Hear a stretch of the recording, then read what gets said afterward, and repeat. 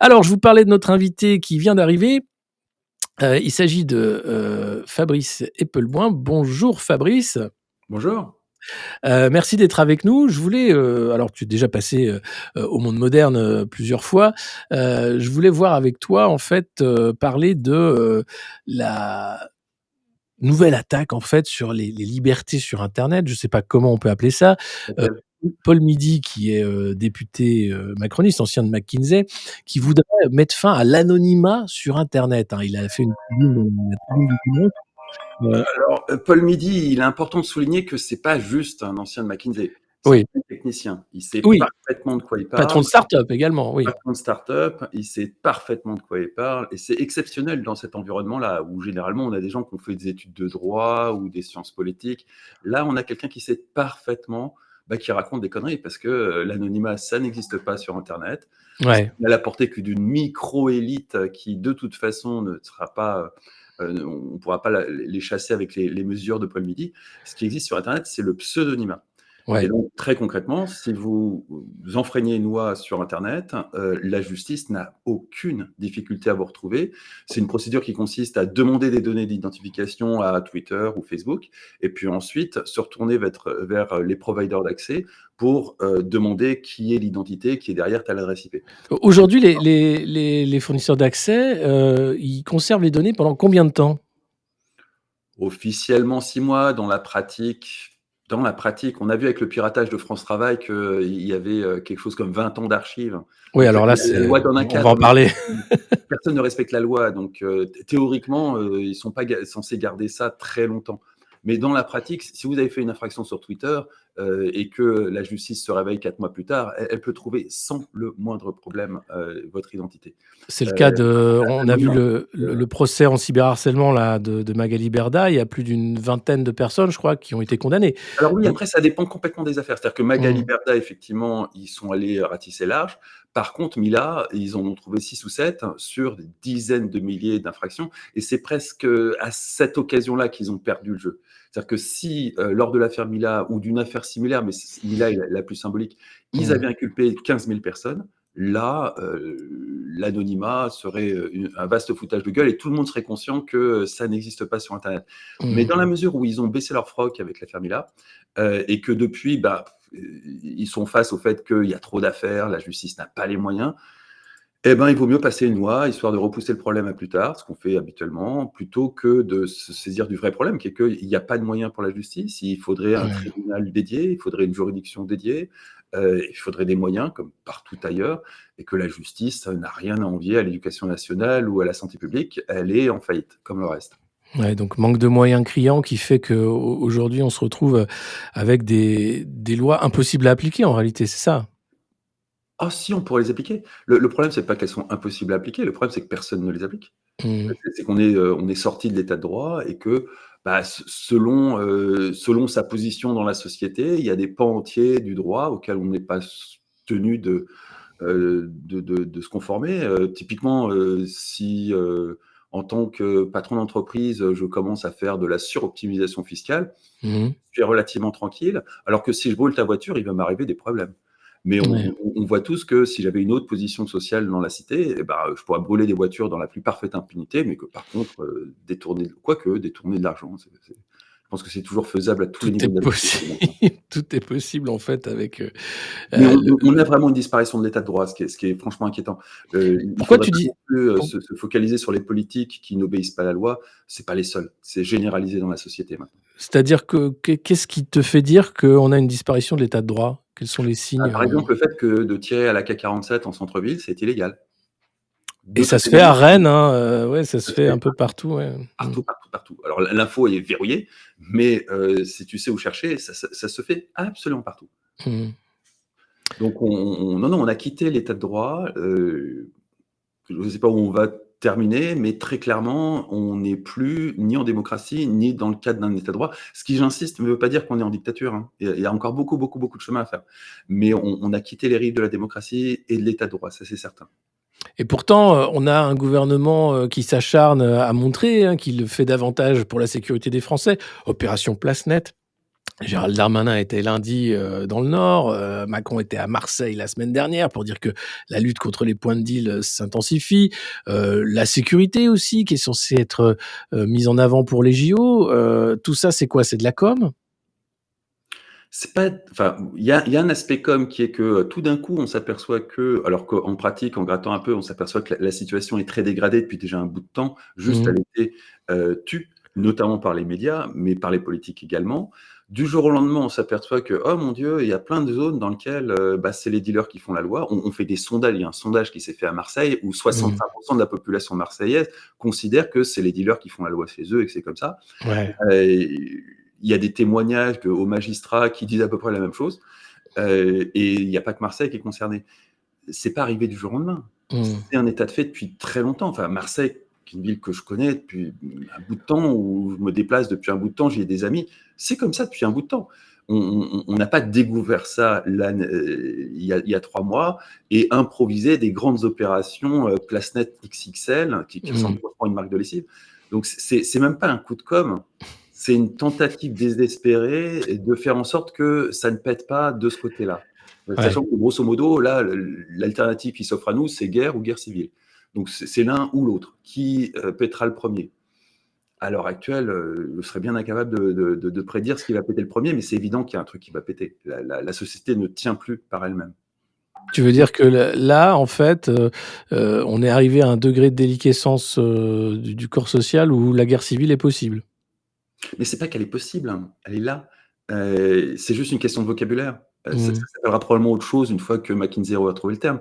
Mais Mmh. très concrètement, par exemple, à Nice, depuis 2 jours, il y a une forme de guérilla urbaine où il y a des bandes qui, attaquent d'autres bandes et qui vraiment, à 2 doigts de les tuer. Si on gratte un peu, parce qu'évidemment, on peut pas du tout se fier aux médias pour avoir la moindre information là-dessus. Si Hélas. on gratte un peu et qu'on prend des conditionnels, parce que c'est pas de Ouais. l'information qui a été validée en bonne et due forme par du journaliste. Il semblerait que ces ratonnades qui ont lieu dans je ne sais plus quel quartier à Nice, ça soit les habitants du quartier qui, attaquent et cassent la gueule à des migrants. Et on parle d'un quartier, défavorisé, qui est peuplé essentiellement de population immigrée. Donc on a affaire à des populations qui sont déjà abandonnées et laissées, aux mains des dealers qui ont fait des États dans l'État et Ouais. qui maintenant, s'organisent pour faire eux-mêmes la police face à des gens qu'ils accusent eux-mêmes de violer leurs gamines. À La Courneuve, on fait appel à l'armée pour protéger les commissariats. Oui, c'est vrai. On n'est plus du tout dans une logique où la police est censée protéger les populations. La Ouais. police n'est même pas L'armée capable. protège la police, on en est là, quoi. Donc on en est là. Alors, guerre civile, je comprends que ce soit pas un terme funky et que les journalistes aient pas Ah envie oui. de le manier. On trouvera un synonyme, c'est pas un problème. Mais très concrètement, on On on va est parler déjà. de quoi? De violence, de guerre des gangs, des territoires perdus de la République. C'est un peu ça, en fait, hein. C'est l'euphémisme C'est pour les parler de guerre territoires civile. mais Ouais, rappelons-nous que ça date de 2005, les territoires ouais, perdus de la République et qu'on ouais, l'a enterré à l'époque, mais que ça décrit très concrètement la situation actuelle. Non, ouais. on va trouver un terme qui permettra à tout le monde de se saisir du mot sans, aller, marcher dans du vocabulaire qui vient de je sais pas très bien d'où, mais j'imagine que ça vient Mmh. de l'extrême droite, ce concept de guerre civile.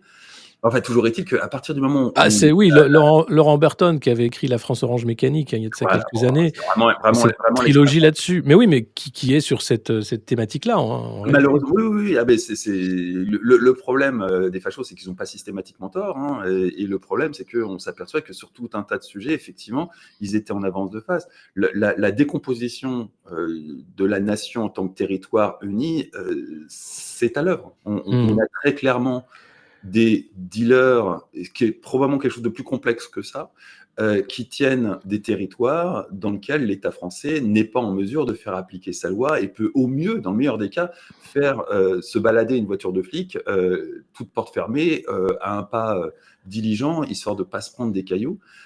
C'est tout. Mais Ça, pour alors, le coup, c'est des choses qu'on pourrait payer. comment t'expliques que d'un côté, ceux qui sont armés font leur loi et sont laissés tranquilles, hein, d'une certaine façon par les autorités et que de l'autre côté, les autorités mettent quand même beaucoup d'énergie dans le contrôle et la surveillance du citoyen lambda? Qui lui, n'est pas là pour, trafiquer la drogue ou quoi que ce soit, mais on voit bien qu'il y a quand même, sur la cybersurveillance, sur, la technosurveillance, sur, toutes ces lois de contrôle, il y a quand même une volonté de corseter la société du côté de ceux qui, bah, qui ne font pas, qui ne sont pas hors la loi, mais, on réduit petit à petit leur champ de liberté. Pourquoi? Alors déjà, il faut constater que c'est un phénomène mondial. C'est pas Mmh. spécifique à la France. C'est comme ça partout, absolument partout, que ça soit aux États-Unis, au Canada, en France, partout, partout, partout, ces libertés fondamentales face à la technologie sont en train de s'effondrer. Ouais. C'est quelque chose qu'on a du mal à mesurer en termes d'impact sur notre quotidien parce qu'on vient de démocratie. Et donc, on n'a absolument pas connu ce que peuvent donner ce genre de technologie pour imposer une volonté de façon pas du tout démocratique. Mmh. Pour ça, il faut aller un peu explorer sur. Moi, je conseille toujours la Tunisie de Ben Ali, Mmh. qui était à la fois, on va dire, une démocratie, qu'est-ce que je raconte, une dictature gentille. Il suffit d'aller voir leurs voisins libyens pour se convaincre que finalement Ben Ali était très gentil par rapport à Kadhafi, mais en même temps un système et un régime qui comprenait très bien les technologies, qui était très en avance de phase sur la surveillance des citoyens et qui avait réussi à transférer un régime de paranoïaque et de terreur sur les réseaux sociaux. C'est Mmh. grosso modo ce qu'on est en train de faire, probablement de façon plus soft, mais sur tous les territoires démocratiques occidentaux, la France Mmh. n'est pas une exception, de façon à parer à une population qui veut faire autre chose que les dirigeants. Donc aujourd'hui, si vous voulez éviter de nouveaux gilets jaunes, si vous voulez éviter des choses de ce genre-là, et qui sont vraiment la plus grande crainte, parce que les dealers, on sait qui c'est, on sait comment ils fonctionnent, on connaît les réseaux, on les surveille depuis longtemps. Mmh. Mais un inconnu dans un coin qui va avoir une idée qui va être le renouveau du gilet jaune, ça, on est incapable de l'anticiper et on sait que ça peut Ouais. arriver. Et donc, il faut se mettre en mesure de tuer dans l'œuf ce genre de choses. Et pour ça, la France a investi depuis très longtemps dans des technologies extrêmement intrusives, dans ce qu'on appelle de la cybersécurité offensive, pudiquement, qui, dans un premier temps, ont été très généreusement vendues à tout un tas de dictateurs et Ouais. qui permettent typiquement au Moyen-Orient de museler la population avec, entre autres, de la cyber. Hein.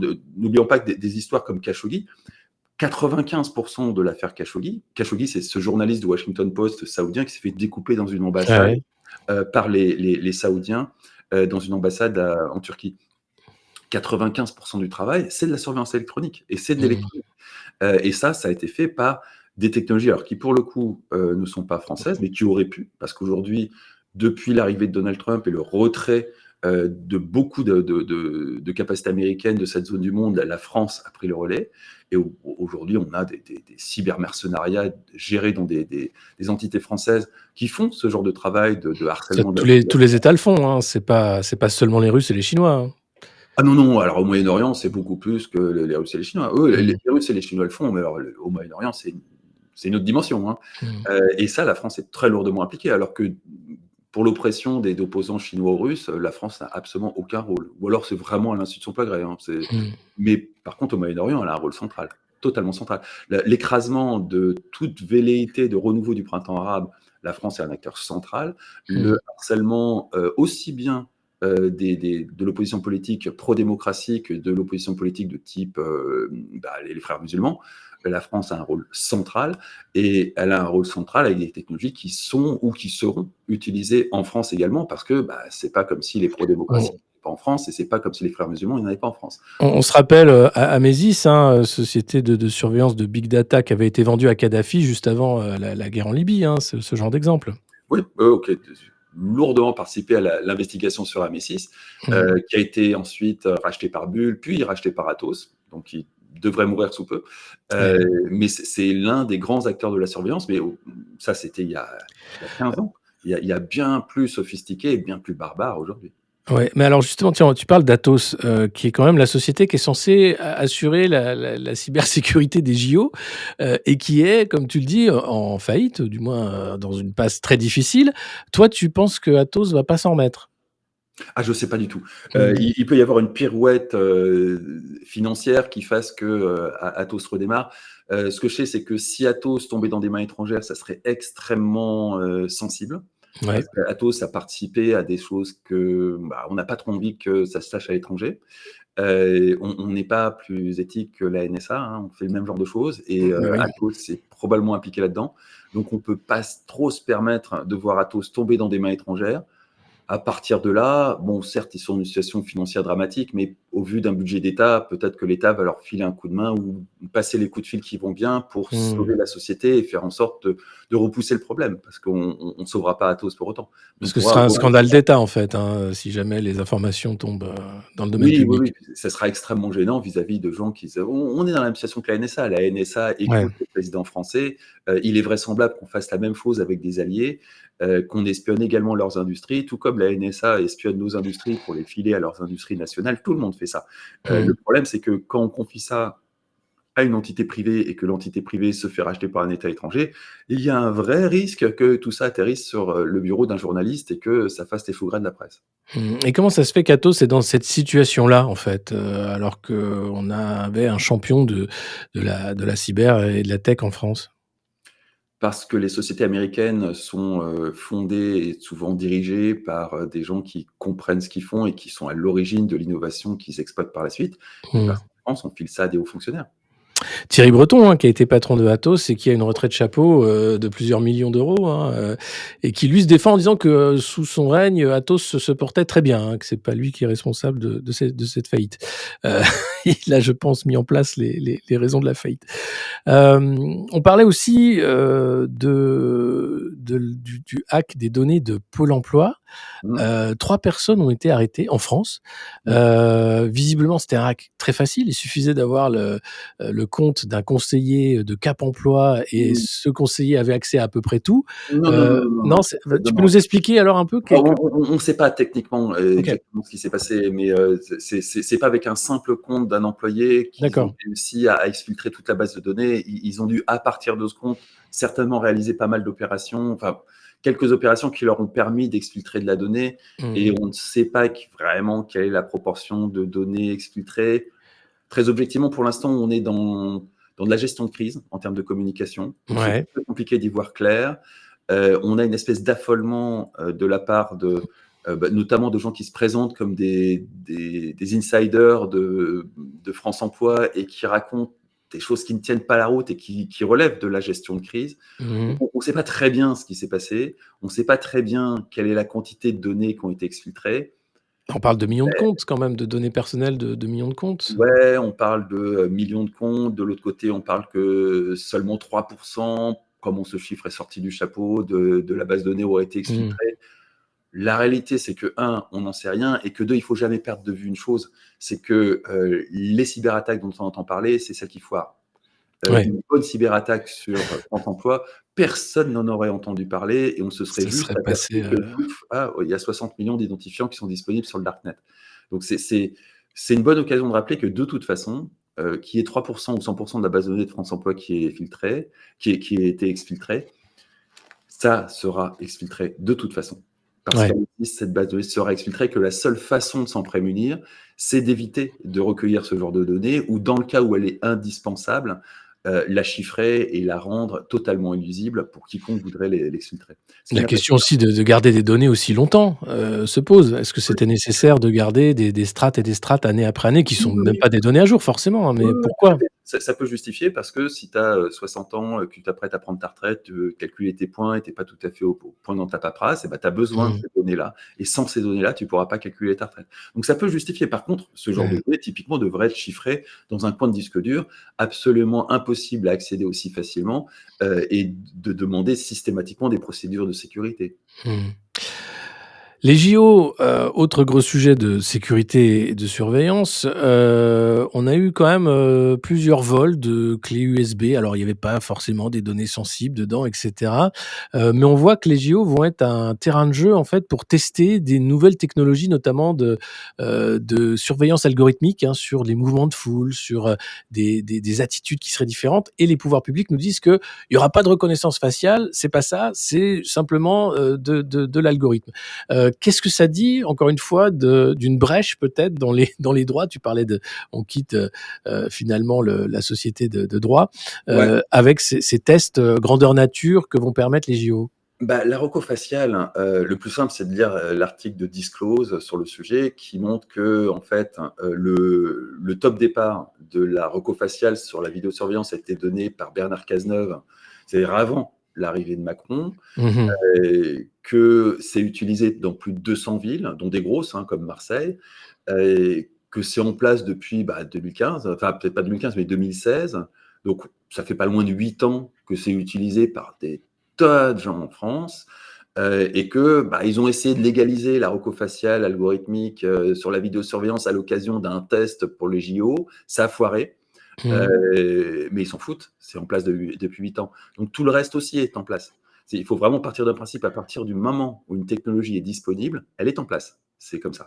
Donc elle est déjà utilisée, il y a pas de débat en réalité, il y a pas eu de débat à l'Assemblée Les là-dessus? seules technologies, qui vont devoir être accompagnées de tout un tas de préparations, c'est celles qui seront visibles. Donc typiquement les drones, ça, Ouais. on va pas, voir des drones qui survolent un peu partout Paris pour, faire de la surveillance, pour ensuite annoncer qu'on envisage de légaliser la surveillance par drone. Parce qu'évidemment, Bah, voilà. on a eu ça pendant le Covid, hein, rappelle-toi, ils avaient balancé les drones avant la loi, en disant: «Rentrez chez vous, attention», et puis on a rangé les drones rapidement parce qu'on s'est rendu compte Mais qu'on mais c'était hors clou.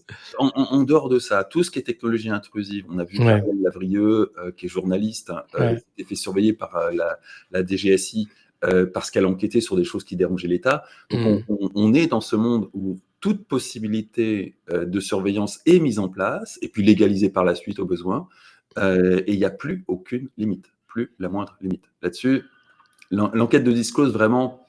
Et si vous voulez faire de l'archéologie, vous pouvez remonter aux enquêtes de Reflet sur le Deep Packet Inspection, Mmh. qui là aussi a été illégal entre 2008, au moment où il a commencé le déploiement en France, et 2017, quand la surveillance de masse a été légalisée. Mais pendant Ouais. 10 ans, on était dans une zone grise. C'est comme ça que ça fonctionne, et c'est systématiquement comme ça que ça fonctionne. Donc si une technologie existe, elle est mise en pratique.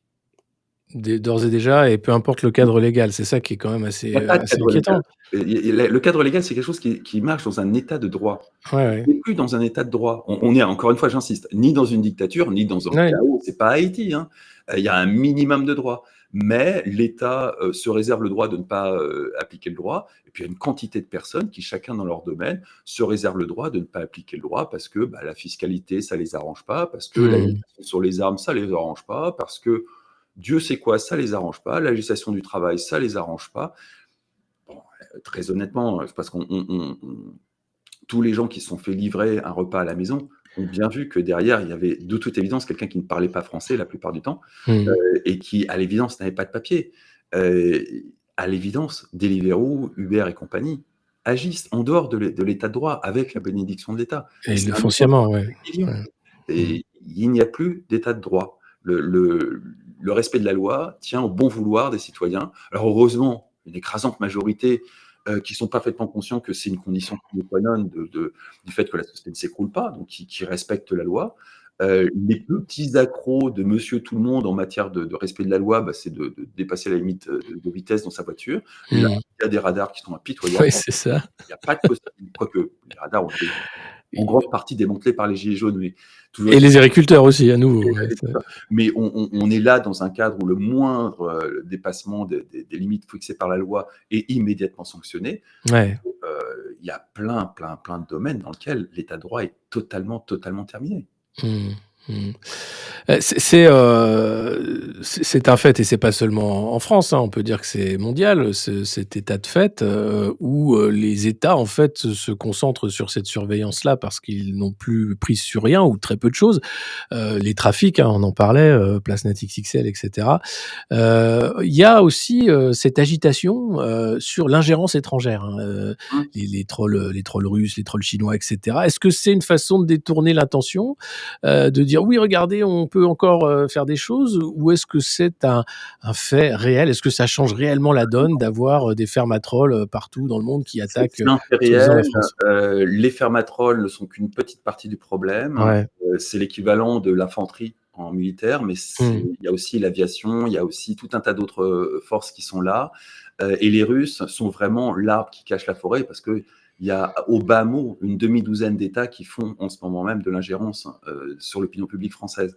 Et une Mmh. demi-douzaine, je suis vraiment conservateur, hein. Ouais. Donc, oui, c'est un Mais vrai.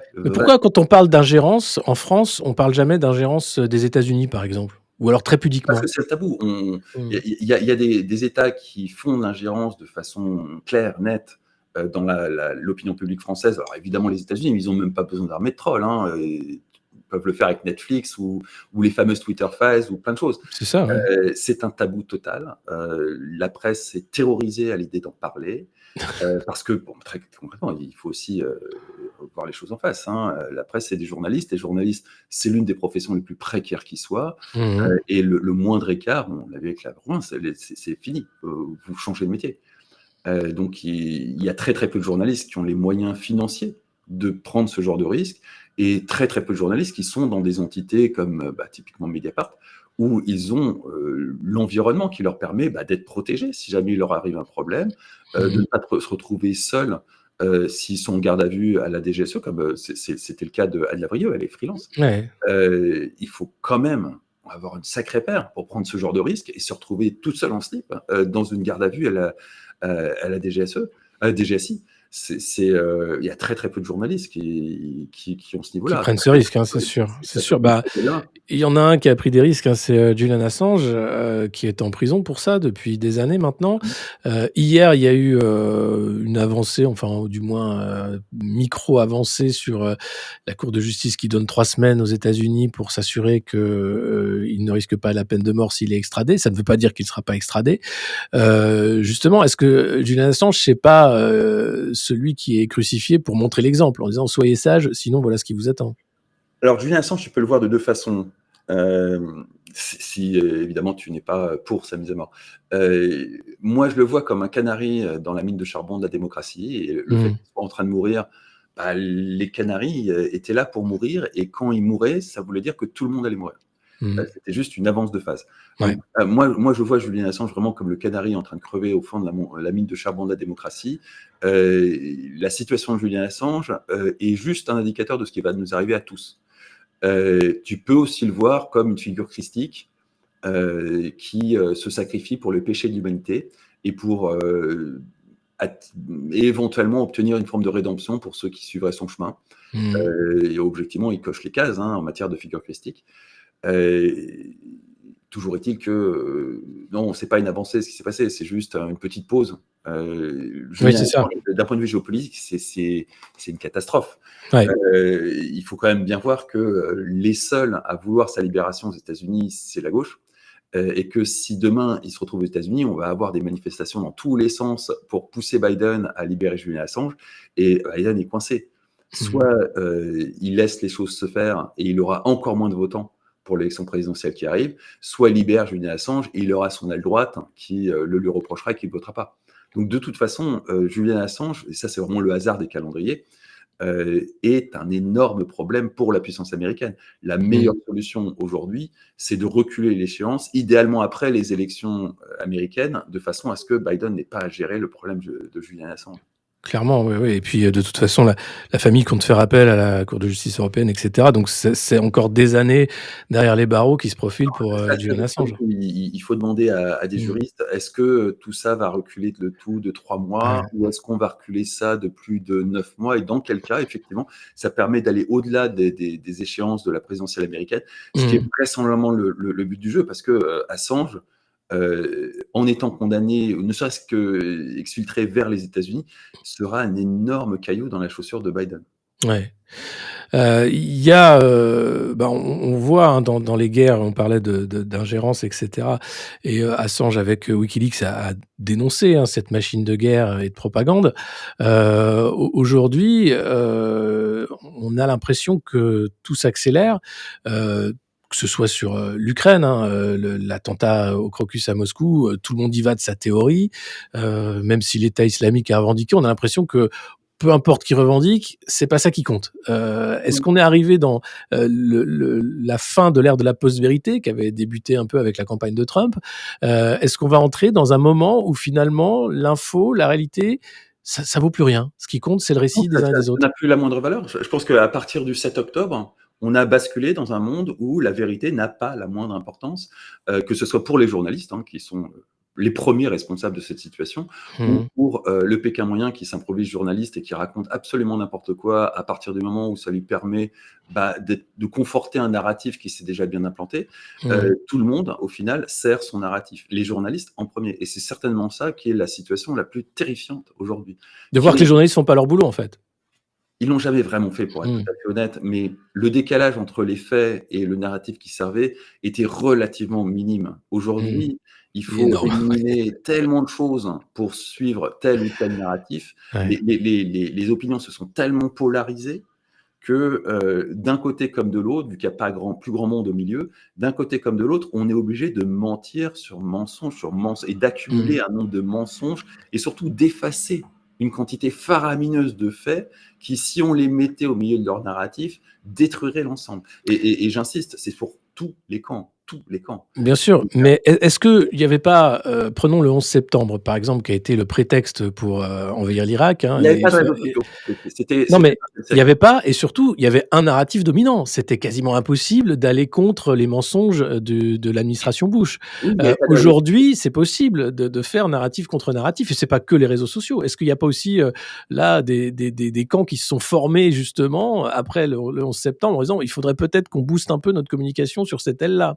Non, non, non, en aucun cas. D'abord parce Mmh. que, le gros bouleversement, il date, 2008-2009 avec l'arrivée des réseaux sociaux et la Ouais. possibilité de contester une histoire officielle, ce qui auparavant se faisait de façon confidentielle et avec une audience ridicule. Mmh. Le basculement de l'audience a eu lieu depuis belle lurette, hein, Ouais. très concrètement, la télévision aujourd'hui est quasi exclusivement un média de vieux.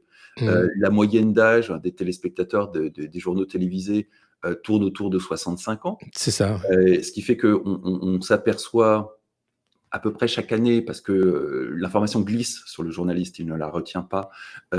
Chaque année, il s'aperçoit que oh, c'est étrange, les jeunes ne regardent plus la télévision. Ouais. Ce qui est vrai, y compris Hanouna, hein, la moyenne d'âge des émissions d'Hanouna, c'est 50 ans. Hein. Ouais, c'est ça, J'aurais ouais. tort de croire qu'il s'adresse à des jeunes. Les jeunes s'informent autrement, pas forcément mieux, pas forcément pire. Mmh. Ça dépend de tout un chacun. En tout cas, ils sont en autonomie, ils sont plus guidés par des gens qui lui disent quoi penser. Les gens qui disent quoi penser ont perdu toute forme de crédibilité. Moi, je fais moi-même tourner régulièrement ce petit clip de, je crois que c'est dans l'air, où on a doctement le patron de l'international de France Inter qui explique que Nord Stream, c'est les Russes. Oui. Quand on est arrivé à ce niveau de discrédit de l'information au sein du service public, quand on s'entête à ne jamais reconnaître ses erreurs, c'est-à-dire à faire le dos rond en s'imaginant que ce genre de truc va passer, comme si on était au XXe siècle, à l'époque où tout était imprimé et où au final, qui a accès aux archives du Canard enchaîné d'il y a 10 ans? Personne, à part des Personne. documentalistes. Sauf qu'aujourd'hui, n'importe qui avec Google. Et donc ce clic qui ne s'est pas fait dans ces journalistes qui sont tous Mmh. de ma génération, qui datent tous du XXe siècle, qui sont tous totalement obsolètes, ils n'ont pas compris que, la nature du temps a changé, le temps ne passe pas, il s'accumule et Mmh. le simple fait que le temps s'accumule et qu'il puisse être, cherchable sur Google, fait que, cette façon de mentir et de compter sur l'oubli ne peut plus fonctionner et du coup, ils ont saboté leur capital confiance petit à petit, tout doucement, depuis maintenant 20 ans et ils n'en ont plus le moindre. Plus le moindre parce qu'il y a très, très peu de journalistes à qui on peut, qui n'a pas derrière lui une quantité faramineuse de casseroles sous forme de mensonges Mmh. et c'est on peut se tromper, hein, c'est normal, c'est humain de se tromper. Mais quand on refuse systématiquement de le reconnaître, qu'on ne revient jamais sur ses erreurs, quand on fait, des cabales comme la Ligue du LOL par exemple ou Ouais. des trucs beaucoup plus graves comme préparer la guerre, ce qui se fait aujourd'hui, en mentant, au bout d'un moment, non seulement on a perdu la confiance, mais on a accumulé une quantité de haine qui fait que moi très honnêtement, j'ai beaucoup, beaucoup d'amis journalistes, hein. Hem, je pense qu'il va y avoir un pépin, démocratique avec la figure du journaliste. Mmh. L'accumulation de haine est telle que, surtout après le covid, où il y a quand même, il faut Ouais. reconnaître, beaucoup de gens qui ont brillé, hein, il y a eu beaucoup d'erreurs de fait de toutes parts, hein, mais il y a vraiment beaucoup de gens qui, d'un point de vue purement psychiatrique et je voudrais pas paraître insultant, ont vraiment vrillé et ne reviendront pas à la Bah, normale. faut voir comment on a été traité Oui, aussi, oui, oui. Il y a pas i il y a d'excellentes raisons, hein, mais toujours ouais. est-il que ça fait, des individus qui se comptent en pourcentage de la population, Mmh. qui sont dans un état psychiatrique qu'on peut qualifier de danger pour du journaliste, qui sont capables de tuer ou d'agresser de façon extrêmement violente parce que pour des raisons divers et variés. Moi, j'en ai croisé parce que leurs parents étaient morts dans des Bien conditions sûr, ils ont pas pu terribles. les voir. Non, mais il c'est la maltraitance, hein, qui fait ça. Moi, je vois, cette haine, elle est là parce qu'il y a eu, une maltraitance, il y a eu des mensonges aussi. Il y a une recherche de la vérité qui fait qu'il y a cette souffrance-là de dire: «Vous pouvez pas continuer de nous Ça fait mentir comme ça» une souffrance et immense, mais c'est surtout, j'insiste, ouais. j'ai des gens qui ont dévissé et qui ne reviendront pas à la raison et pour qui, l'aboutissement ultime de leur vie aujourd'hui, c'est de tuer du journaliste. Il y en a beaucoup, beaucoup, beaucoup comme ça. Alors Heu, j'espère pas. Non, on sent une animosité, mais je sais pas si non, ça va non, non, jusque-là, ça va bien, bien plus loin que de l'animosité. Ça va vraiment ouais. vers, un ressentiment, une envie de vengeance.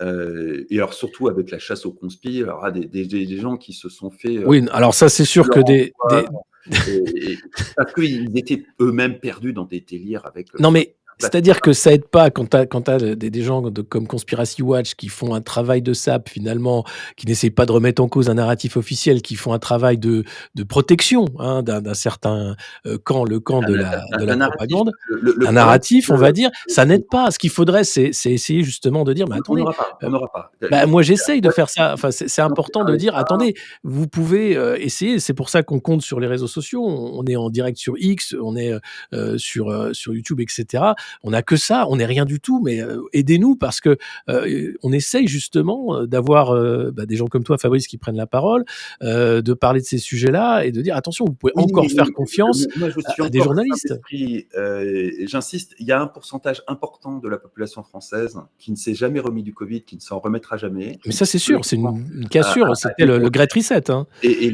là-dedans, non, enfin, mais là-dedans, il y a une proportion significative de gens qui sont devenus très dangereux.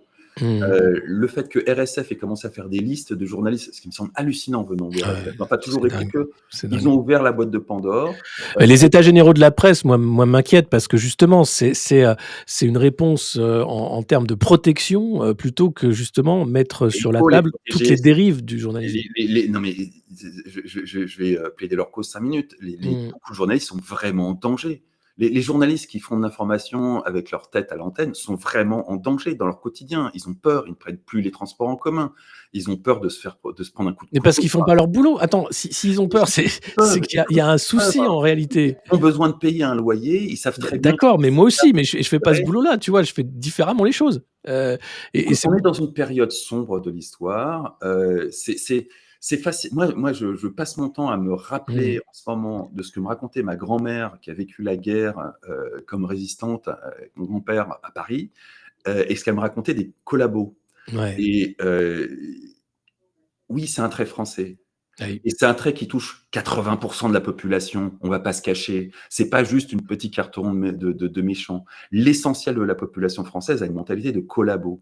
Bah, c'est ce qui se passe dans les médias. Ils Mmh sont mh. collabos parce que très concrètement, ils ont besoin de manger, ils ont besoin de payer les études de leurs gosses, de payer un loyer, de payer à manger pour leurs enfants et que si le prix à payer pour ça, c'est de courber les chines, de fermer sa gueule au boulot, ils le font parce que Ah c'est bien un sûr, besoin vital. On peut bien pas sûr. reprocher à des gens de faire Le problème, c'est que leur travail Promener leur impacte, gueule. profondément la société. Oui, C'est-à-dire oui, que oui. le fait de diviser la société, c'est pas les réseaux sociaux. Il est Les très dis vraisemblable qu'ils se fassent liquider dans des pogroms, c'est On moi n'en est pas là, là, je te sens très, ah mais pa parce très que très très concrètement, moi pessimiste j'ai et pas mal de contacts et j'imagine que toi aussi, avec des oui, gens vraiment ouvriers et ces gens-là, il y en a suffisamment pour provoquer beaucoup, beaucoup de morts le jour où vraiment à moi, je droite vois pas à gauche, ça. ils Je veulent vois des gens qui ont souffert, qui continuent d'avoir une certaine dignité par rapport à ça, qui demandent la vérité, qui savent que ça prendra du temps, moi c'est pas ce que je vois. heu Je suis désolé Alexis, mais mais je vois pas des gens, qui c'est veulent prendre les absolument pas. armes et aller massacrer des Moi, ce journalistes. que Ça, je vois, c'est des gens je qui ont vois pas ça. brillé, qui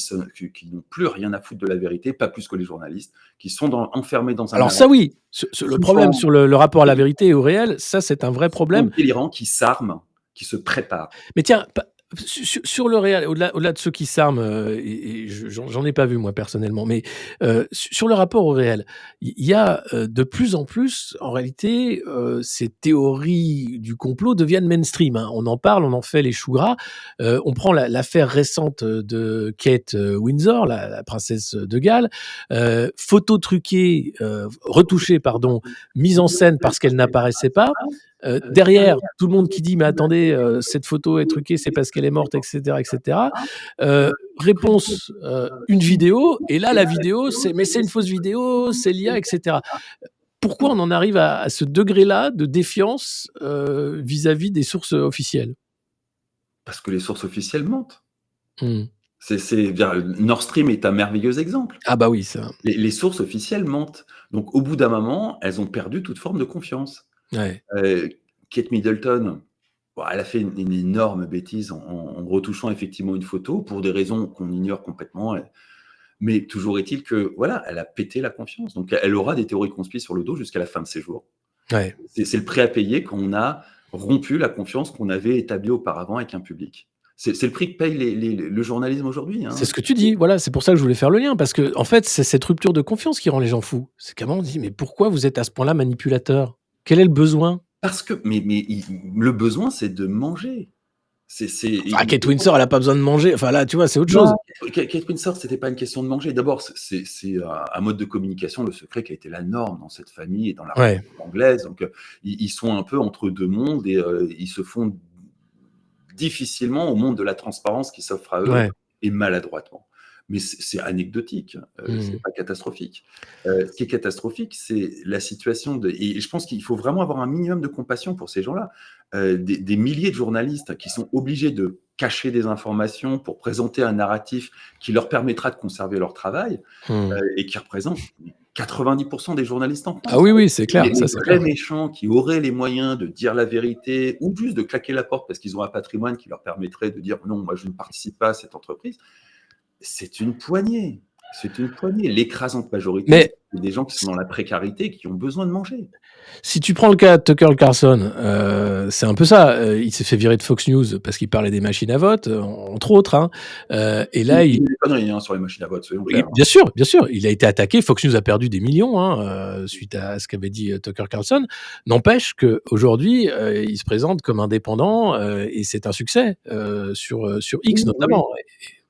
oui, oui. Bah, Donc ça, c'est je vais les pas c'est te les donner c'est les d'excellentes nouvelles pour le journaliste, Tucker Carlson, hein. Franchement, c'est pas mais oui, c'est bon, c'est vrai que de toute façon, ce qui va remplacer je pense que le journalisme n'a pas d'avenir, c'est fini. mmh, Ce qui va remplacer, c'est autre chose qui va s'inventer sur les réseaux sociaux. Donc on a ouais, une amorce de Committee Notes permet d'avoir une amorce de trucs parce que Committee Notes, qu'est-ce que c'est? C'est une information brute qui mmh, est, validée, complétée, mise en contexte. C'est le travail d'un journaliste. ouais, c'est ça. Donc on n'est pas à C'est l'abri. ce que vend Elon Musk, hein, en ayant racheté Twitter, en faisant X, c'est le journalisme citoyen, c'est ce qu'il appelle le journalisme Ouais, citoyen. avec une IA derrière, hein. Oui, Grok, est là pour justement aspirer tout ça et le transformer en produit journalistique, hein. Donc il a mais des encore, intentions commerciales, hein. l'IA, encore une fois, ça a des biais, une IA. C'est pas la vérité, au contraire, c'est encore un récit, ça va être filtré par un tamis qui va, sortir des trucs, Mais ça qui peuvent dépend être parce que délirants. tu en as plusieurs et tu es conscient des biais. Ouais, Le biais d'un journaliste, c'est un tabou. Officiellement, un journaliste est neutre, sauf ceux de CNews. c'est Mais en faux, dehors de ceux de ouais. CNews, les autres sont neutres, sauf ceux de Valeurs Actuelles. Mais si tu enlèves CNews, Valeurs Actuelles, Causeur et 2-3 conneries, les autres sont parfaitement neutres. À France Inter, on est dans la neutralité absolue. Au Monde, on a la neutralité Ce qui est absolue. On dit faux, la vérité. évidemment. Ouais, C'est évidemment totalement faux. ouais. Mais dans des pays comme la France ou les États-Unis, où la confiance envers le journalisme est la plus basse de la planète, Mmh. très bien remplacer ça par de l'IA. Oui, il y a des biais, mais le biais de l'IA, tu le connais. Et donc, au Ouais, bout d'un moment, Gemini, l'IA de Google, hein, qui faisait des nazis noirs et qui te représentait un Indien et un Noir dans les pères fondateurs de la nation américaine. ouais. Bon, si après ça, on n'est pas conscient qu'il y a des biais dans l'IA, Je pense que ou tout le monde est qu'on continue à penser que le wokisme n'existe pas, et ouais. que c'est le Saint-Esprit ou je ne sais pas quoi qui a influencé Gemini et qui a fait l'apprentissage automatique de Gemini, ben, c'est que vous êtes vraiment débile, quoi. Mmh. Ou vous avez vraiment pas du tout envie de que ce truc-là pète un narratif. Mmh. L'IA, évidemment, il y a des biais, il se mesure, contrairement aux autres, et il est assez constant. Mmh. Contrairement à un journaliste qui, bah, pour certains, vont prendre un billet d'une boîte comme Avisa Partners pour faire de la fake news. Pour d'autres, vont éviter de parler de tel sujet parce qu'ils savent que ça peut provoquer un coup de fil de l'Élysée qui les foutra à la porte. Ils ont tous des contraintes et il faut comprendre les contraintes, y compris ceux qui rédigent des fake news pour le compte d'usines à fake news comme Avisa. Ouais. C'est des gens qui crèvent de faim, hein. Ce qui est grave, c'est qu'Avisa a quand même un contrat avec l'Union européenne. Oui, Donc une boîte à fake news travaille pour l'Union européenne. Ça devrait quand même interroger, le citoyen lambda. Mais je pense que ça l'interroge. Mmh. Je pense que ça l'interroge. Là-dessus, on n'a pas affaire à des citoyens lambda qui sont, endormis. Aujourd'hui, on est à une situation où personne ne croit un instant à la démocratie. Très concrètement, si vous prenez des trucs comme les sondages du Cevipof qui mesurent la confiance, envers notamment la démocratie, Mmh. la population française est divisée en 2 blocs. On a un bloc très majoritaire, j'ai plus les chiffres en tête, mais c'est 75-78 qui considèrent que la démocratie ne fonctionne pas, Ouais, et le bloc qui considère que si, si, tout va bien, c'est ceux qui votent Macron. c'est ça, Donc, c'est les ils ont une définition 25. de la démocratie qui est: c'est démocratique quand c'est mes idées qui sont au pouvoir. Mais si c'est pas mes idées qui sont au pouvoir, c'est pas démocratique. Donc, bah, c'est une notion un peu curieuse de la démocratie, mais concrètement, ça veut dire qu'eux non plus ne croient pas en la démocratie. Beh, non. On a passé ce stade de la démocratie. Ça ne veut pas dire qu'il ne peut pas y avoir un renversement et tout d'un coup un choc démocratique ou de Non, mais ça demande beaucoup de travail, y compris au sein des institutions, parce que c'est une reprise, populaire, en fait, du pouvoir qui n'est pas populaire. Démocratie, pouvoir du peuple, par le peuple, pour le peuple, on n'y est pas. on n'y est pas du tout. Mais Mmh. et puis on n'y serait pas avec un RIC, hein. Un RIC, ça resterait un Ouais, puissant sur une jambe de bois. Mais ça serait déjà mieux que rien oui. et surtout, de toute façon, on arrive à un moment cathartique. Mmh. Alors ce moment cathartique, ça peut être la guerre, mais on a du mal à voir comment la guerre, en Ukraine pourrait être cathartique en France, dans la mesure où on ne va pas envoyer des troupes, hein. Donc très concrètement, ça sera, bah, notre niveau de vie qui baissera, des impôts de plus en plus importants, des rationnements, des choses comme ça, mais qui seront quand même très, très loin, de ce qu'est vraiment la guerre. Mmh. Ça peut être la guerre civile, où là, Mmh. ça va être beaucoup, beaucoup plus difficile. D'abord parce qu'il va falloir, regarder les choses en face et c'est des choses qu'on a censurées pendant des décennies. Mmh. Donc ça va être très, très compliqué pour, les tenants du narratif dominant. Et puis on a, il ne faut pas le perdre de vue, une tradition française de massacre. Que ça soit la Vendée, la Terreur, Saint-Barthélemy. Mmh. la Saint-Barthélemy, la Libération, il y a systématiquement, après ce genre de moment de tension et de conflit au sein de la société, des massacres pour libérer la tension et pour apaiser la colère populaire. Et je ne veux Mmh. pas dire que c'est bien, je ne suis pas en train de jouer les mélenchonistes, Robespierre, mais c'est un moment indispensable. Le moment, Ouais. le niveau de colère et de haine C'est qui a ça. été accumulé entre la population et les dirigeants politiques et tout ce qui peut symboliser les dirigeants politiques, hein. Mmh. Moi, je le vois souvent, j'ai encore une étiquette, prof à Sciences Po, ça génère une haine qui est impressionnante et qui doit être totalement, décontenancée des gens qui ne sont pas, habitués à se confronter à ça ou qui sont confrontés à ça sur Twitter, mais qui disent: «Non, mais c'est des trolls, ça n'a pas Ça d'importance, existe pas. Ouais, ouais. ça ne représente pas une réalité, Mmh c'est pas en mh. fin de compte». Je pense que Ouais. cette haine, à un moment, va devoir être purgée. Alors soit il y aura un grand moment démocratique où très rapidement, beaucoup de choses vont se remettre en place, soit il y aura des massacres. Et la tradition française, c'est des massacres. Aujourd'hui, il y a 4 populations qui sont candidates au massacre. La première, c'est le politique. Mmh.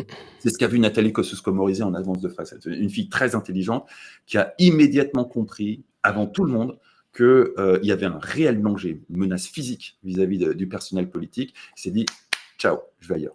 Et Mmh. elle a bien eu raison. L'autre population qui est candidate au massacre, c'est les journalistes, parce Mmh. que, bah, aussi dingue que ça puisse paraître, RSF a ouvert la boîte de Pandore et moi je vois passer des listes de journalistes qui sont, bah, tu doutes bien qu'avec les 2 de France Inter là qui ont financé, une exfiltration de djihadistes vers la France, Ça, ouais, c'est la liste des islamo-gauchistes, elle grossit à vue d'œil. c'est ça. Ceux-là, ils sont candidats à la liquidation, si jamais il y a un mouvement populaire. Il y a les fachos, donc grosso modo l'inventaire de la masse salariale de CNews. Puis là, j'ai vu que Gérard Haraud en avait débusqué un chez CNews qui était un ancien de RT, donc tout le monde, Oui, ils sont très fiers de sortir ça, ça. dont toi d'ailleurs, qui sont listés, mais là j'ai du mal à voir qui sont les foules qui vont prendre des fourches et les Il y a tuer. pas de foule en face, ouais. Mmh. Par contre, pour les islamo-gauchistes, il y a des foules. Pour les tenants du discours officiel Il y a des foules, ouais. pro-gouvernement, il y a des foules et je t'assure qu'elles sont flippantes. Je dis pas ça pour rigoler. Je parle de gens qui s'arment, qui ont eu des drames déchirants dans leur vie et donc quand on entend leur histoire, on peut comprendre qu'effectivement, à un moment, il y a eu ça a cassé. Mmh. et que c'est une cassure qui est définitive et qu'ils ne se remettront pas, sauf à aller dans la vengeance au sens coréen du terme, si tu connais un peu le cinéma coréen, et que c'est irrémédiable. C'est Old irrémédiable. Boy, ouais. C'est des gens qui, dans d'autres cultures, se seraient fait sauter avec des ceintures d'explosifs sans hésiter Ouais. un instant. Simplement, c'est pas dans leur culture, donc ils n'ont pas accès à ce genre de choses. Mais ils n'hésiteront pas avec un couteau ou avec un flingue acheté à l'armurerie du coin à tirer sur du politique parce que c'est vraiment des gens qui ont été mais, brisés. Et moi, je suis impressionné par la quantité que ça représente. Vraiment, je sais pas si ça se compte en centaines de milliers ou en millions, Ah, je pense que ça se mais compte, oui, sans beaucoup, doute en beaucoup, beaucoup millions. de gens qui sont Mmh. à la fois extrêmement touchant parce que profondément brisé et en même temps extrêmement flippant parce qu'extrêmement dangereux. Ce genre de population se multiplie, s'augmente, augmente, augmente, augmente. Et plus on les cornerise parce qu'effectivement, ils croient à des trucs délirants. Moi, je les rencontre souvent à travers, typiquement, le vaccin 5G avec les nanoparticules qui communiquent avec le Wi-Fi par la 5G pour avoir des. Ouais. C'est l'un des. Mais j'aime beaucoup ce genre de truc parce qu'il y a plein de déclinaisons qui permettent d'explorer la façon dont quelqu'un qui comprend rien du tout de technologie arrive à faire sens de tout ça. Et donc, Ouais. je m'intéresse beaucoup à la façon dont des gens qui ne comprennent pas la technologie arrivent à faire sens pour essayer d'appréhender des choses. Je discute beaucoup avec ces gens-là. Et il y en a une quantité très importante qui sont brisés, mais vraiment brisés. Mmh. Et qui ont été brisés parce que tout d'un coup, ils se sont pris une armée de trolls qui a été téléphonée au patron, ils se sont fait virer de leur boulot, C'est ça. ils ont Bah, ils ont été divorcé, traités comme des boucs émissaires. ils voient C'était plus leurs scandaleux. enfants, ils se retrouvent dans un Ouais. studio en précarité et puis ensuite en semi-SDF parce que bah, ils ont plus de boulot. Et du coup, bah, c'est des gens qui n'aspirent qu'à une seule chose, c'est la vengeance. Mmh. Et je vais pas dire que c'est bien, c'est vraiment pas bien. Mais Non, c'est humain, c'est humain. quand il y a plus d'état de droit, qu'il y a pas de justice possible, que la justice n'est pas une voie possible, bah, c'est le seul recours, c'est ça ou le suicide. Mmh. Et beaucoup de suicides, hein, ceci dit.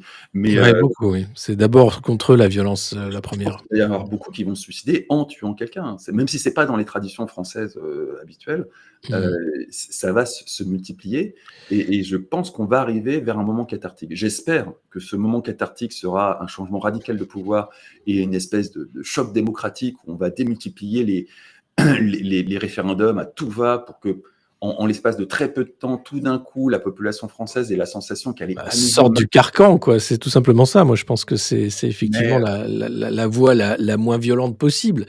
oui, c'est la voie C'est la moins violente possible, même mmh. si, ça veut dire très récemment des grands procès pour corruption à tout va et beaucoup Oui, mais de. ce sera violent pour ceux qui ont, imposé leur violence, depuis Ça des sera années. violent pour eux de toute façon. Donc ils Marianne a sorti non, un non. un dossier Oui, sur, sur le président Capper, oui. ouais, ouais, ouais et il se trouve que j'ai pas mal de gens qui alors d'abord je connais les gens qui ont publié ce Ouais. dossier, et j'ai des gens qui ont des échos, de l'Élysée et effectivement, apparemment, il a une peur bleue de se faire tuer, essentiellement des Russes, mais sa peur est légitime. Alors pour les Russes, je sais pas, il faudrait demander à des gens des services. Est-ce qu'il y a une Mmh. réelle menace de Russes Ouais. qui voudraient tuer Macron? J'en ai pas la moindre idée et je me prononcerai pas du tout là-dessus. Par contre, est-ce qu'il y a, une réelle menace de citoyens ordinaires, ouvriers et qui voudraient vraiment tuer Macron et qui se couchent tous les soirs en y pensant très fort? Ça oui. Ça oui, Ça je ça pense oui. que la menace, elle est là, plus que le polonium dans le thé. Mais Ouais, ouais, ouais, ça c'est clair. Après, c'est des menaces qui sont, qui émanent de gens qui sont pas du tout professionnels.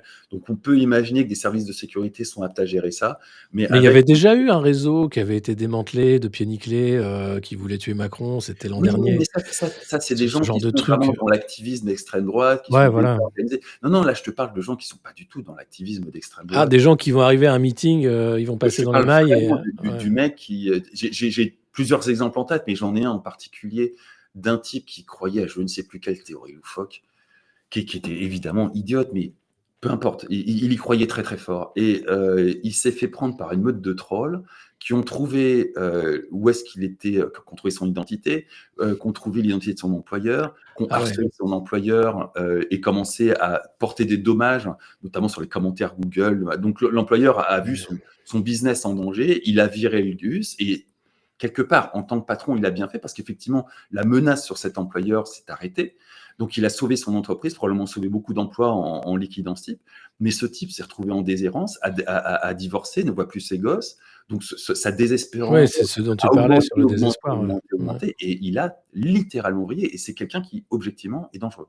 Ouais. objectivement et dangereux. Celui auquel je pense, hein, et qui Ouais, sont connus. ouais, c'est à lui dont tu fais Heu, référence, des gens comme ça, j'en ai croisé plein, plein, plein, plein, parce que moi, j'ai cette expérience d'avoir été, officiellement labellisé conspi entre 2009 et 2013 parce qu'on avait avec des camarades découvert les systèmes de surveillance de l'État français et à l'époque, comme aujourd'hui, dès qu'il y avait quelqu'un qu'on voulait faire taire, on lui collait une étiquette de conspi. Ça a pas changé, hein. Ouais. Ça a pas changé,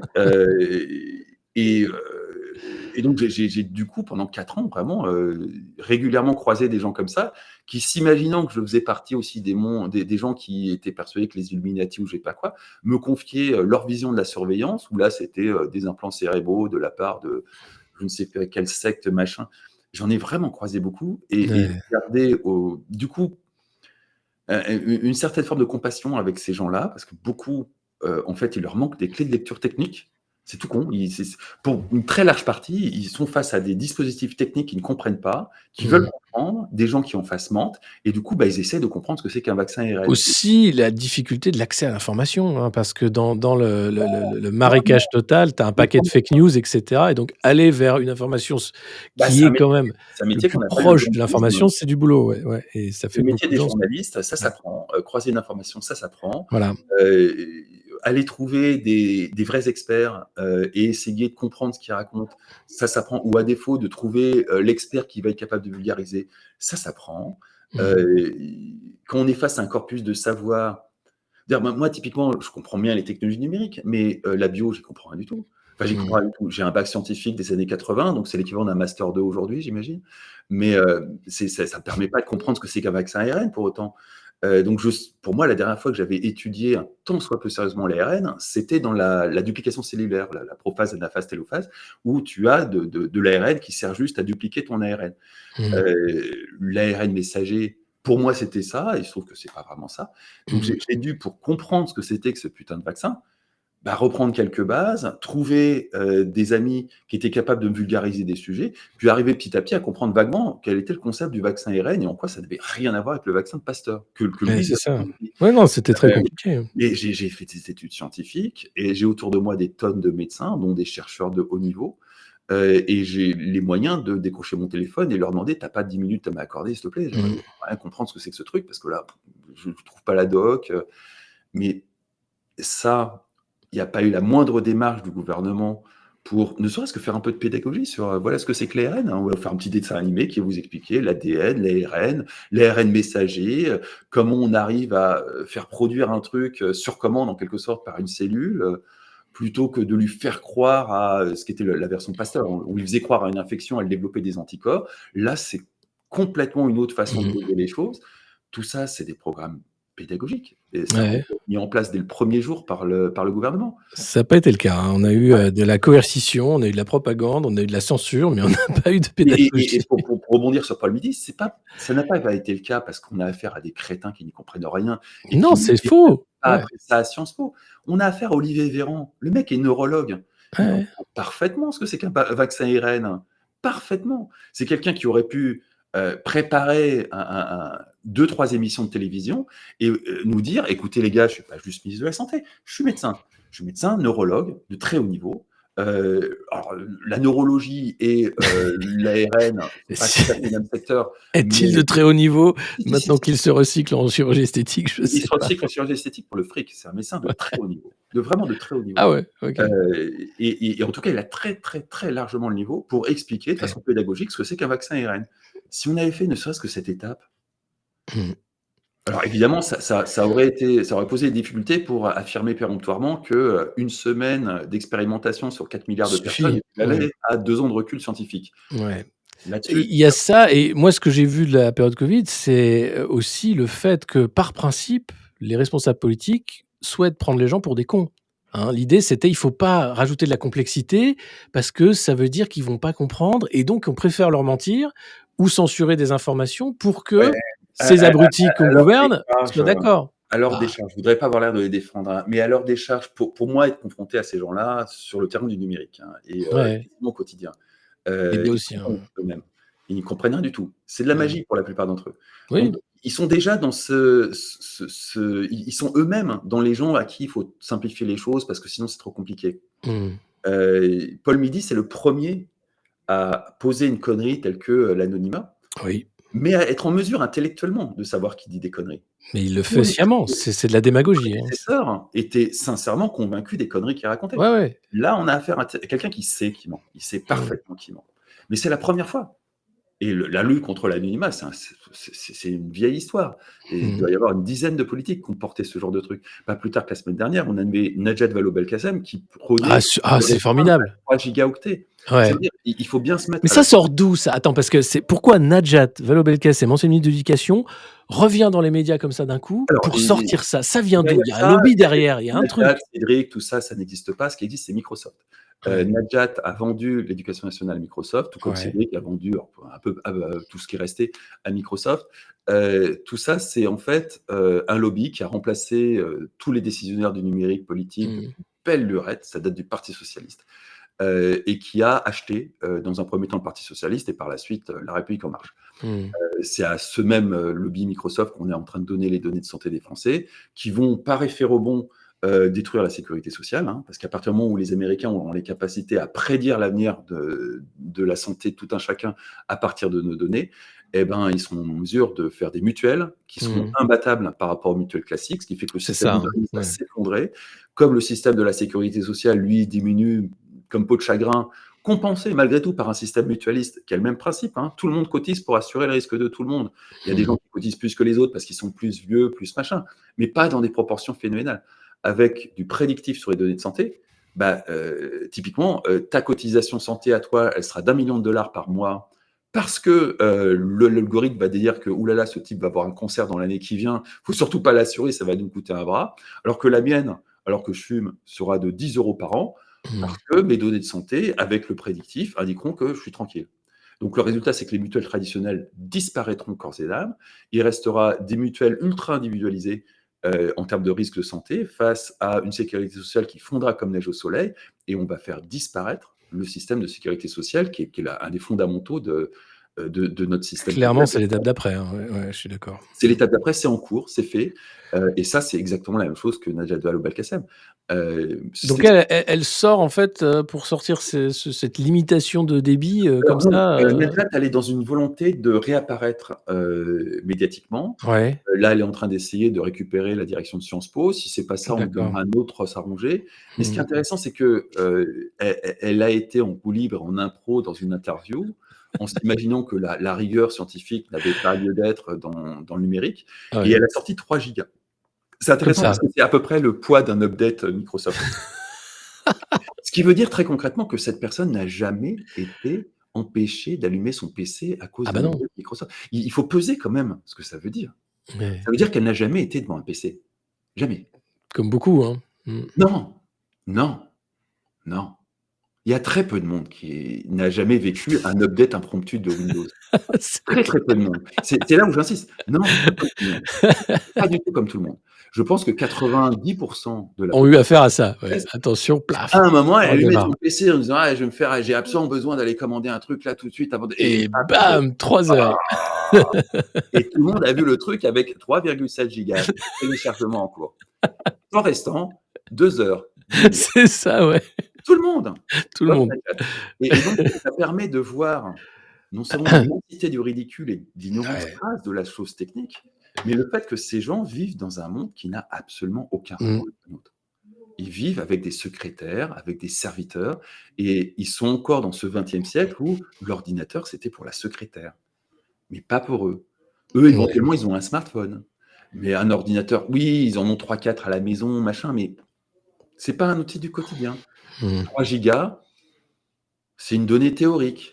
C'est un peu comme ces gens qui t'affirment que, le bitcoin va consommer, si on ne Mmh. l'arrête pas, dans les années qui viennent, 3 fois l'énergie de la planète. Sauf que Ouais. la prédiction, c'était 2016. Donc on devrait déjà être 80 fois là de et puis de toute évidence, ou, les couillons qui t'affirment que, si tu veux économiser ta trace carbone, il faut que tu regardes tes vidéos en basse définition. Ah ça, j'ai vu passer même, un article dans Le Monde, c'était sur l'IA, attention, hein, le l'IA qui consomme un Ah mais max l'IA de consomme, carbone mais aussi, c'est hein, vrai, ouais. c'est vrai, Ouais. c'est vrai. Mmh. Enfin, l'IA consomme pas un max de carbone. Si ton IA, elle tourne dans un data center qui est, branché sur, une centrale nucléaire, elle consommera pas de carbone. L'IA consomme de l'énergie. De L'énergie l'énergie, voilà. peut L'énergie est liée au correspondre carbone, à une pour trace beaucoup. carbone. Ouais. Mais selon l'emplacement de ton data center, ça ne sera pas du tout la même trace carbone. Après, il y a une Ouais. opération qui part d'une bonne intention, hein, qui est le Shift Project, mais qui, sur la partie du numérique, Mmh. raconte absolument n'importe quoi. Mais Ouais. absolument n'importe quoi. Et qui est pris comme argent comptant par la plupart des journalistes, parce que les journalistes sont pas des journalistes, c'est des gens qui servent un narratif, qui pensent. Après voilà, le problème, c'est aussi l'argent qu'il y a dans les médias, hein, l'investissement. Il y a très peu de Non, journalistes non, non, spécialisés où le temps de faire, mais là-dessus, sur les conneries du Shift Project qui sont reprises sur la consommation énergétique des technologies, c'est vraiment ouais, des journalistes militants qui pensent OK. très sincèrement qu'il fait ça pour le bien de la planète et des petits oiseaux, et que il faut lutter contre la carbone, et que tout argument est bon à prendre, et que si ça sert le narratif, c'est bien. Et c'est ça le journalisme aujourd'hui. Si ça sert le narratif, c'est bien. Que ce soit vrai ou que ce soit faux, peu importe. Et les Mmh. gens qui disent que c'est faux, c'est des vilains complotistes qui sont très méchants. Et malheureusement, c'est ça. Or, manque de peau, et c'est vraiment dommage parce que le reste de ce que raconte le Shift Project est tout à fait intéressant. Mais ce que raconte le Shift Project sur la consommation et sur les traces carbone des technologies est intégralement faux. Mmh. Intégralement faux. Donc, ça donne vraiment une déchéance, là encore, du journaliste qui se fout totalement, ils se foutent tous, quasiment tous, de la vérité. Je suis navré pour les gens de Mediapart qui viendraient écouter cette émission, hein. Vous êtes des gentilles exceptions, mais vous ne pouvez dire rien par rapport aux 65 000 détenteurs de cartes de presse. Rien. Mmh. Vous êtes le C'est white vrai. list. Vous ne comptez pas. Le reste sert un narratif, défend des idées, parce qu'aujourd'hui, tous les journalistes défendent des idées, peu leur importe qu'elles soient vraies et fausses, ou pire encore, peu leur importe que les arguments qui viennent défendre leurs idées soient vrais ou faux, puisqu'elles défendent leurs idées, et que c'est le but du jeu. Mmh. Il s'agit de narratif contre narratif et les faits sont loin, loin, loin Et derrière. là, on est vraiment dans un cas, Mais enfin en tout cas pour des gens comme moi, qui est parfaitement louable. C'est des gens qui sont soucieux du réchauffement climatique, qui veulent sensibiliser au fait qu'il faut qu'on fasse tous des économies sur notre trace carbone, et qui du coup se saisissent de n'importe quelle connerie pour peu que ça serve la cause. Tous ouais. les journalistes, quand je dis tous, hein, je pense 99, pas 100%, mais tous les journalistes en sont là, tous. Mmh. On essaie de ne pas faire ça ici. En tout cas, merci Fabrice d'avoir répondu à nos questions et puis de parler de ces sujets complexes et d'essayer de vulgariser et d'expliquer où nous en sommes. En tout cas, un constat plutôt angoissant, inquiétant, sévère de la société française, de cette dérive, bien sûr, vers le non-état de droit et peut-être la guerre C'est civile. bien la période sombre. On est entré de plein pied dans une période sombre. Ouais, c'est clair. Si vous retenez qu'une seule chose, c'est vraiment Assange est un canari dans une mine de charbon. Voilà. Si vous ne savez pas Alors, ce que c'est qu'un canari dans une mine de charbon, demandez à Google. Vous allez demandez à découvrir des Timmy trucs aussi. rigolos. Mais dites-vous que c'est un canari dans une mine de charbon. Eh ouais. Et il est en train de mourir. Et on est dans la mine Et on et, est dans la et mine. on continue et on espère aussi de militer pour la libération de Julian Assange. Merci beaucoup Fabrice d'avoir été notre invité. Je te dis à bientôt À bientôt. et bonne fin de journée. Merci. Merci. À bientôt. Et oui, Julian Assange qui est toujours en prison à Belmarsh de haute sécurité, on en parlait. Et puis pour ce qui est de la mine, vous pouvez demander à Timmy. Lui aussi, il en connaît un rayon. Merci d'avoir suivi cette interview. Si elle vous a plu, n'hésitez pas à la partager, bien sûr, à vous abonner, à mettre des pouces sous cette vidéo et à parler du monde moderne partout autour de vous, puisqu'on est de plus en plus nombreux. Vous étiez 10 000 en live. C'est important de voir que nous sommes de plus en plus nombreux pour faire ce travail de journalisme difficile à faire par les temps qui courent, comme le disait Fabrice.